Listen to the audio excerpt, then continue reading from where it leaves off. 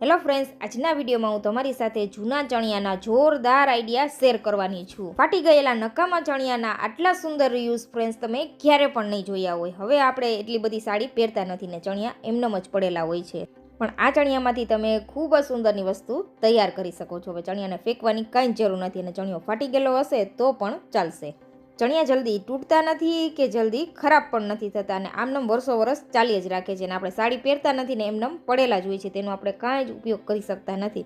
તો આપણે ખૂબ જ સુંદર એવો તેનો રિયુઝ કરવાના છીએ. ચણિયા તો વર્ષો જૂના હોય તો પણ ખરાબ નથી થતા. તમે જોઈ શકો છો આ ચણિયો 10 વર્ષ જૂનો છે તો પણ એવી ને એવી કન્ડિશનમાં છે, જરા પણ ખરાબ નથી થયો. તો આમાંથી આપણે સુંદર વસ્તુ તૈયાર કરી શકીએ છીએ. તો આટલા સુંદર આપણે ચણિયાના રિયુઝ જોવાના છે ફ્રેન્ડ્સ. તો આ ચણિયા બધા આપણે ઉપયોગમાં લઈ લેશું. તો પ્લીઝ ફ્રેન્ડ ચેનલને સબસ્ક્રાઈબ કરજો અને વિડીયોને વધુમાં વધુ તમારા ફ્રેન્ડ્સ ફેમિલી મેમ્બરમાં શેર કરી દેજો, જેથી તમારી ફ્રેન્ડ પાસે પણ આવા ચણિયા પડેલા હોય તેનો એ તે રિયુઝ કરી શકે. હવે હું એટલી બધી સાડી નથી પહેરતી એટલે આ ચણિયા એમનેમ પડેલા જ છે. તો આજના વિડીયોમાં હું તમારી સાથે ચણિયાના આઈડિયા શેર કરું છું ફ્રેન્ડ્સ. આશા કરું છું તમને ખૂબ પસંદ આવશે. અને આમાંથી કોઈ પણ આઈડિયા તમને પસંદ આવે તો ચેનલને સબસ્ક્રાઈબ કરજો અને કમેન્ટ જરૂરથી કરજો. તો સૌથી પહેલી ટિપ્સ માટે આપણે એક ચણિયો લઈ લેવાનો છે. આમાં નથી તમારે સિલાઈ મશીનનો યુઝ કરવાનો કે નથી ચણિયાને કાપવાનો. તમે ચણિયો પાછો ઉપયોગમાં પણ લઈ શકો છો. તો ખૂબ જ સુંદરનો આઈડિયા છે ફ્રેન્ડ્સ. વિડીયોના એન્ડ સુધી બનેલા રહેજો. તો હવે શું કરવાનું છે, એક ચણિયો લઈ લેવાનો છે અને આ રીતની કલરની બકેટ તો બધા પાસે હોય જ છે. તે બકેટનો ઉપયોગ કરીને આપણે સુંદર એવો એક વસ્તુ તૈયાર કરીશું. કલરની બકેટ ના હોય અને કોઈ એવું ડબ્બો હોય તેનો ઉપયોગ પણ તમે કરી શકો છો, પણ આવી કલરની બકેટ તો બધા ઘરોમાં મળી જ આવે છે અને આપણે ખૂબ જ સુંદર એને સાચવીને રાખતા હોય છે અને તેનો યુઝ પણ કરતા હોઈએ છીએ. તો આજે હું તમારી સાથે ખૂબ જ સુંદર એવો આઈડિયા શેર કરીશ.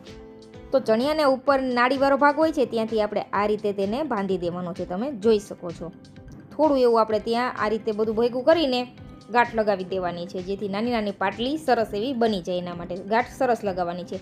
પછી શું કરવાનું છે, આ રીતે બકેટ તેમાં રાખી દેવાની છે અને વધારાનું જે કપડું છે તે બધું બકેટની અંદર આ રીતે ભેગું કરી દેવાનું છે. સાવ સરળ જ છે ફ્રેન્ડ્સ. આની અંદર તમારે કોઈ પણ પ્રકારનું કટ નથી લગાવવાનું કે સિલાઈ મશીનનો ઉપયોગ કરવાનો નથી. તમે એકલા હાથે પણ આ વસ્તુ તૈયાર કરી શકો છો. તો તમે જોઈ શકો છો આ રીતે ડોલને રાખી દેવાની અને વધારાનું કાપડ છે ચણિયાનું તે બધું આ રીતે ભેગું કરીને ડોલની અંદર રાખી દેવાનું અને સેન્ટરથી આ રીતે તમારે સરસ બધું મિક્સ કરી દેવાનું. અને જો નાના મોટું લાગે ઢીલા પોચું તો આ રીતે ફરીથી ગાંઠ મારીને બધી વસ્તુ સરસ સેટ કરી દેવાની અને પાટલી પણ આ રીતે સરસ એવી તમારે ભેગી કરતી જવાની છે, જેથી ડિઝાઇન પણ ખૂબ સરસ આવે. અને વધારાનું કાપડ છે તે બધું ડોલની અંદર આ રીતે રાખી દેવાનું છે અને થોડું ખેંચીને બધી વસ્તુ આ રીતે રાખવાની, એટલે સરસ એવો દેખાવ પણ આવે. હવે શું કરવાનું છે, કોઈ પણ એક દોરી લઈ લેવાની છે અને આ રીતે કિનારા ઉપર તમારે તે દોરીને બાંધી દેવાની છે, જેથી કાપડ જરા પણ હલે નહીં. અહીંયા દોરી પણ તમારી સરસ એવી ફિક્સ થઈ જશે, કારણ કે ડોલની અંદર આ રીતે એમાં કાપા આપેલા હોય છે. તે રિંગને હિસાબે આ દોરી પણ સરસ એવી સેટ થઈ જશે. તમે જોઈ શકો છો. અને જે પાટલી વાળેલી હતી તે પાટલી પણ આ રીતે સરસ એવી થઈ ગઈ છે. તમે જોઈ શકો છો. તો તૈયાર થઈ ગયું આપણું ખૂબ જ સુંદર એવું લોન્ડ્રી બાસ્કેટ. બજારમાં લેવા જઈએ તો 700થી 800 રૂપિયામાં મળે છે, પણ તમે ઘરે નકામી વસ્તુમાંથી તૈયાર કરી લીધું છે. આમાં તમે નકામા કપડાં ભરી શકો છો અને ઘરના ગમે તે ખૂણામાં રાખશો ખૂબ જ સુંદર એવો દેખાવ આવશે. આમાં તમે તમારા ઘરના મેલા કપડાં ભરી શકો છો. હવે બીજા રિયુઝ માટે ફ્રેન્ડ્સ તમારે કાંઈ જ નથી કરવાનું. હવે જે કાપડ આપણે અંદર રાખેલું હતું તે બધું બહાર કાઢી લેવાનું છે. દોરી એમનેમ જ રાખવાની છે અને તેની અંદર ફ્રેન્ડ્સ તમારે સ્ટોરેજ તરીકે તમે કપડાં રાખી શકો છો. વધારાના કપડાં કે કોઈ સામાન હોય તે તેની અંદર રાખી શકો છો અને આ રીતે ઢાંકણ ઢાંકી દેવાનું છે. અને જે કાપડનો ઉપરનો ભાગ છે તેને સરસ એવું ફોલ્ડ કરી દેવાનું છે. આ રીતે ડિઝાઇનમાં સરસ એવું તમારે ફોલ્ડ કરી દેવાનું અને એવું જણાય તો તમારે સેફ્ટી પિન પણ ત્યાં લગાવી દેવાની છે. અને તમારી પાસે ગોળ કુશન હોય તો તેનો ઉપયોગ કરી શકો છો, અથવા આ રીતે ચોરસ કુશન હોય તેનો ઉપયોગ પણ કરી શકો છો. તમે તેને સિટિંગ ટેબલ તરીકે પણ ઉપયોગ કરી શકો છો. જ્યાં રાખશો ત્યાં ખૂબ જ સુંદર લાગશે ફ્રેન્ડ્સ. તો નાનું એવું સિટિંગ ટૂલ પણ તમારું તૈયાર થઈ ગયું. હવે જોઈશું આઈડિયા નંબર 3. તેના માટે આપણે બીજો ચણિયો લઈ લેવાનો છે. આ ચણિયામાં પણ તમારે કાંઈ પણ પ્રકારનું સિલાઈ મશીન કે કટિંગ કરવાની જરૂર નથી. હવે વચ્ચેથી આ રીતે આપણે તેને ફોલ્ડ કરી દઈશું અને સેન્ટરમાં જ આપણે શું કરવાનું છે, એક કોઈ પણ દોરી લઈ લેવાની છે. દોરી અથવા કપડું ગમે તે ચાલે અને ત્યાં આ રીતની ગાંઠ લગાવી દેવાની છે. ગાંઠ સરસ એવી લગાવવાની છે આ રીતે ફ્રેન્ડ્સ, જો તમારા ઘરમાં ઓછી જગ્યા હોય તો તમે ઓછી જગ્યામાં ખૂબ જ સુંદર એવી વસ્તુ તૈયાર કરીને રાખી શકો છો. હવે જે નેફાની સાઈડ હતી તે સાઈડ આપણે ચણિયાને આ રીતે ઉલટો કરી દઈશું અને વધારાનું કાપડ છે તે બધું આની અંદર આ રીતે સેટ કરી દેવાનું છે.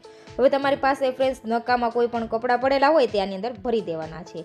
સોફ્ટ કપડાં જ ભરવાના છે, બહુ હાર્ડ હોય તેવા નથી ભરવાના, જેથી તમારે કપડાં પણ આની અંદર સ્ટોરેજ થઈ જશે. તો આપણે જે સાડી ન પહેરતા હોય તે વધારાની સાડીઓ બધી હોય તે આની અંદર આપણે સ્ટોર કરી દઈશું.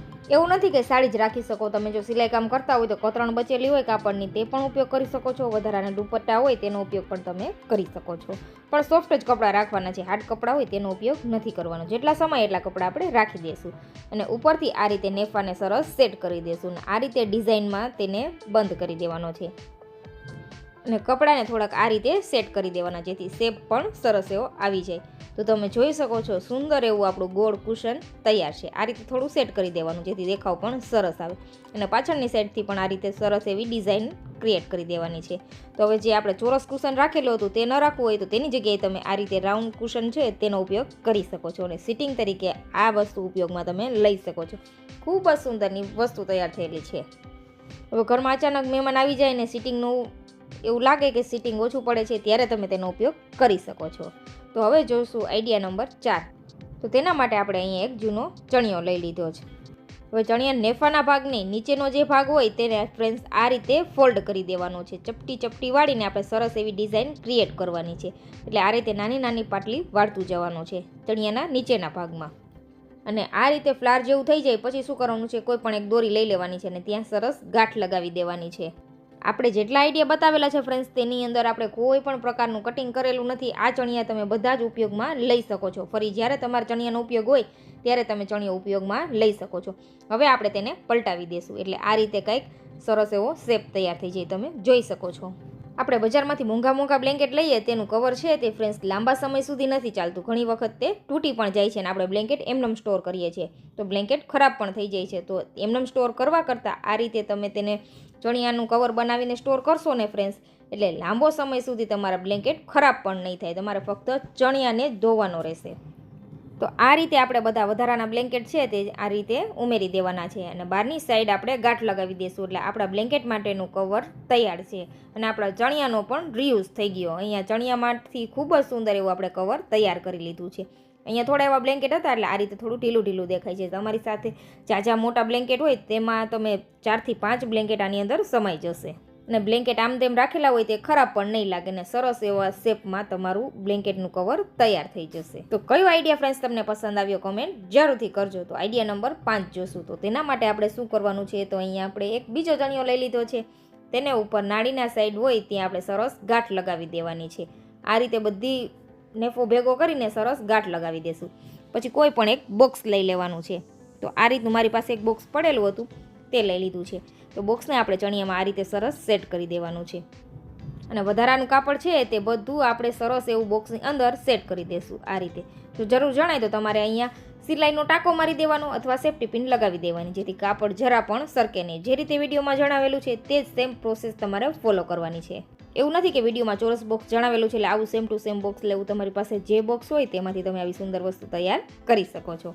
તો આ રીતે કાપડને સરસ ખેંચીને સરસ ડિઝાઇન સાથે આપણે તેને ફોલ્ડ કરી દેવાનું છે અને આ બધું વધારાનું કપડું છે તેને આપણે વ્યવસ્થિત રીતે સરસ શેપ સાથે સેટ કરી દેવાનું છે. આ રીતે થોડું દબાવતા જઈને મસ્ત બધું સેટિંગ કરીને સરસ સેટ કરી દેવાનું. તો તમે જોઈ શકો છો બજારમાંથી મોંઘા ઓર્ગેનાઇઝર ખરીદવા તેના કરતાં ઘરે જ તમે સસ્તું એવું ઓર્ગેનાઇઝર તૈયાર કરી શકો છો. હવે કાપડને આ રીતે સરસ આપણે સેટ કરી દેવાનું છે. તો સુંદર એવું ઓર્ગેનાઇઝર આપણું તૈયાર થઈ ગયું છે. આની અંદર તમે જૂના ચણિયા રાખી શકો છો અથવા તમને જે કાંઈ પસંદ હોય તે તમારો નાનો મોટો સામાન રાખીને ઓર્ગેનાઇઝર તરીકે તમે તેનો ઉપયોગ કરી શકો છો. તો આ બકેટમાં મેં મારા બધા જૂના ચણિયા સેટ કરેલા છે. તમને કોઈ પણ વસ્તુ આની અંદર રાખી શકો છો. તમે તમારા અંડરગાર્મેન્ટ પણ આમાં રાખી શકો છો અથવા નાના બાળકોના કપડાં છે, સોફ્ટ ટોય છે તે રાખવા માટે પણ ઉપયોગ કરી શકો છો. તો હવે બજારમાંથી મોંઘા ઓર્ગેનાઇઝર લેવાની કાંઈ જ જરૂર નથી. ઘરમાં તમે તમારા જૂના કપડાનો ખૂબ જ સુંદર એવો રીયુઝ કરી શકો છો. તો ચણિયાના આટલા સુંદર રીયુઝ મેં ફ્રેન્ડ્સ તમારી સાથે શેર કરેલા છે. તો આમનાથી તમને કયો પસંદ આવ્યો કમેન્ટ જરૂરથી કરજો અને વિડીયો પસંદ આવ્યો હોય તો ચેનલને સબસ્ક્રાઈબ કરજો અને વિડીયોને તમારા ફ્રેન્ડ્સ ફેમિલી મેમ્બરમાં જરૂરથી શેર કરી દેજો. કારણ કે આમનામ ચણિયા પડેલા હોય છે, આપણે તેનો કાંઈ જ ઉપયોગ કરતા નથી. પણ તમે ચણિયાનો ખૂબ જ સુંદર એવો ઉપયોગ કરીને તેનો રીયુઝ કરી શકો છો. તો જરૂરથી આ ટિપ્સ ટ્રાય કરજો.